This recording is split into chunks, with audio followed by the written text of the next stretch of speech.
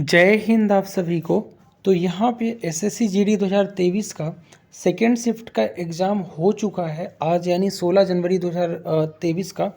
तो आज के जो 16 जनवरी 2023 के सेकेंड शिफ्ट के ऑल क्वेश्चंस 100% एक्यूरेट एनालिसिस के साथ मैं यहाँ कराऊंगा, जो भी आज पूछे गए हैं। तो वीडियो में ध्यान से देखना है और अंत तक बने रहना है, जिनका भी आगे एग्ज़ाम है। पहले क्वेश्चन से शुरू करते हैं। पहला क्वेश्चन जो आया था कि हुमायूं नामा किसने लिखा है। तो हुमायूं नामा लिखा किसने है, तो हुमायूं की जीवनी है और हुमायूं नामा गुलबदन बेगम ने लिखा है। तो राइट आंसर हो जाएगा गुलबदन बेगम। और गुलबदन बेगम है कौन, तो गुलबदन बेगम जो हैं बाबर की सबसे छोटी बेटी थी और हुमायूं की बहन थी, जिनने हुमायूं नामा लिखा है। और ऐसा माना जाता है कि लगभग 8 साल की उम्र में ही इन्होंने हुमायूं नामा लिख दी थी। ठीक है, अगला क्वेश्चन जो आया था वो देखते हैं। अगला क्वेश्चन था फूलदेई त्यौहार किस राज्य का फसल उत्सव है। तो फूलदेई त्यौहार जो है ना, ये महोत्सव उत्तराखंड का फसल उत्सव है और यह चैत्र के पहले महीने पर मनाया जाता है। तो राइट आंसर हो जाएगा फूलदेई का उत्तराखंड। अगला क्वेश्चन देखेंगे कि गुलाबो सपेरा किस नृत्य शैली से संबंधित है। तो गुलाबो सपेरा जो है ना, एक कालबेलिया नृत्य से संबंधित है, यानी नर्तकी हैं कालबेलिया नृत्य की गुलाबो सपेरा। और कालबेलिया जो है भारत के राजस्थान राज्य का लोक नृत्य है, याद रखना है। तो गुलाबो सपेरा का संबंध कालबेलिया नृत्य से है। बात करूँ इनके बारे में और डिस्कशन करूँ अगर, तो भारत सरकार ने उन्हें 2016 में पद्मश्री और भारत का गौरव पुरस्कार 2021 दिया। वर्ष 2010 से यूनेस्को की मानवता की अमूर्त सांस्कृतिक विरासत की प्रतिनिधि सूची में ये शामिल हैं गुलाबो सपेरा, जो कालबेलिया राजस्थान का लोक नृत्य की नर्तकी हैं। ठीक है, अगला क्वेश्चन देखेंगे। ICC under-19 cricket world cup 2022 कहाँ आयोजित हुआ।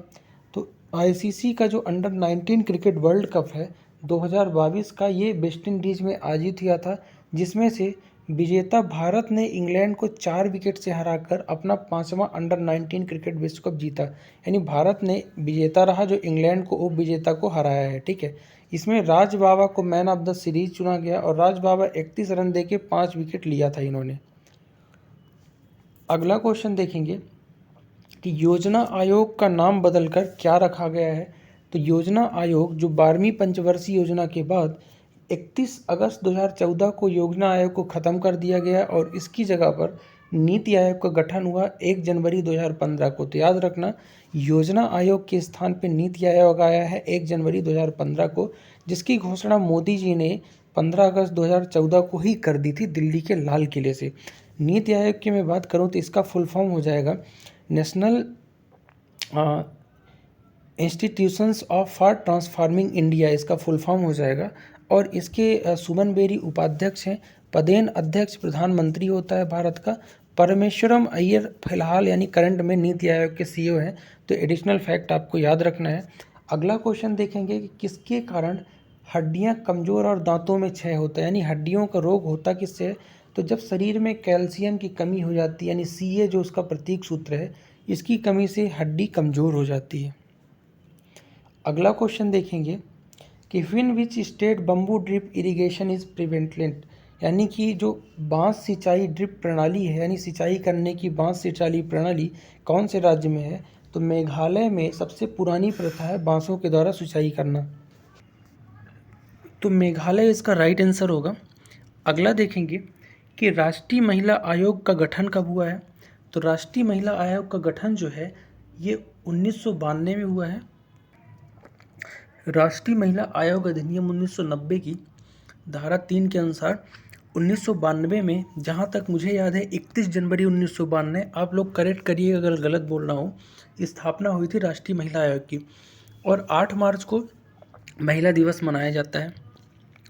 अगला क्वेश्चन आया था कि संविधान के किस अनुच्छेद के तहत राज्यों के राज्यपाल को अध्यादेश जारी करने का अधिकार है। तो संविधान के आर्टिकल 213 के तहत राज्यों के राज्यपाल को यह अधिकार है राष्ट्रपति की तरह कि अध्यादेश जारी कर सकते हैं। ठीक है, अगला प्रश्न है निम्नलिखित में से किस संस्था की स्थापना 1867 में हुई थी। तो याद रखिएगा 1867 में प्रार्थना समाज की स्थापना हुई है बम्बई में। तो राइट आंसर हो जाता प्रार्थना समाज। और इसकी स्थापना पांडुरंग ने और आत्मारंग पांडुरंग ने मिल के की है। तो आत्मारंग पांडुरंग ज़्यादा पूछता है, तो आत्मारंग पांडुरंग ने 1867 में मुंबई में प्रार्थना समाज की स्थापना की है। अगला क्वेश्चन था कि हरित क्रांति के जनक जो है नॉर्मन बोरलॉग किस देश से संबंधित है।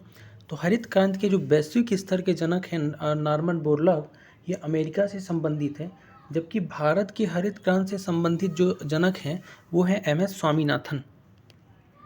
अगला क्वेश्चन आया था कि शोषण के विरुद्ध अधिकार राइट टू अगेंस्ट एक्सप्लोरेशन कौन से आर्टिकल में है।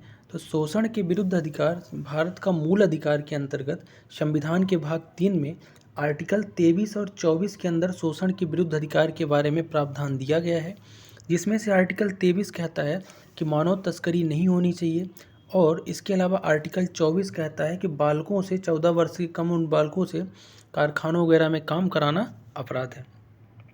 बात करूं सभी मौलिक अधिकार की, तो संविधान के भाग 3 के 12 से 35 आर्टिकल के अंतर्गत 6 प्रकार के मूल अधिकार दिए गए हैं, और इनमें से समानता का अधिकार 14 से 18 आर्टिकल तक है, स्वतंत्रता का अधिकार आर्टिकल 19 से 22 तक है, शोषण के विरुद्ध अधिकार 23-24, धार्मिक स्वतंत्रता का अधिकार 25 से 28 आर्टिकल के अंतर्गत, सांस्कृतिक और शिक्षा का अधिकार 19 और 30 आर्टिकल के अंतर्गत, संवैधानिक उपचारों का अधिकार आर्टिकल 32 के तहत ही रिट जारी की जाती है।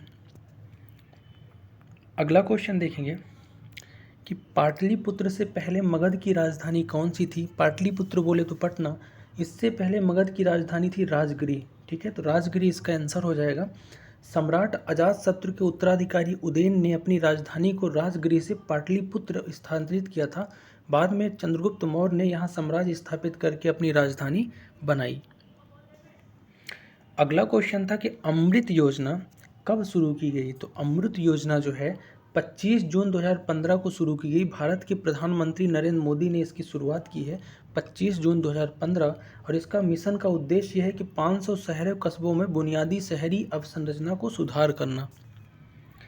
अगला क्वेश्चन जो आया था आज कि केंद्रीय जल शक्ति मंत्री कौन है। तो गजेंद्र सिंह शेखावत वर्तमान में केंद्रीय जल शक्ति मंत्रालय इन्हीं के पास है। तो ये थे आज के SSC GD के सेकंड शिफ्ट में पूछे गए 16 जनवरी के क्वेश्चंस GK GS के। ये सेगमेंट आपको कैसा लगा कमेंट करके ज़रूर बताना। मिलते हैं नेक्स्ट वीडियो में, तब तक के लिए आप सभी को जय हिंद।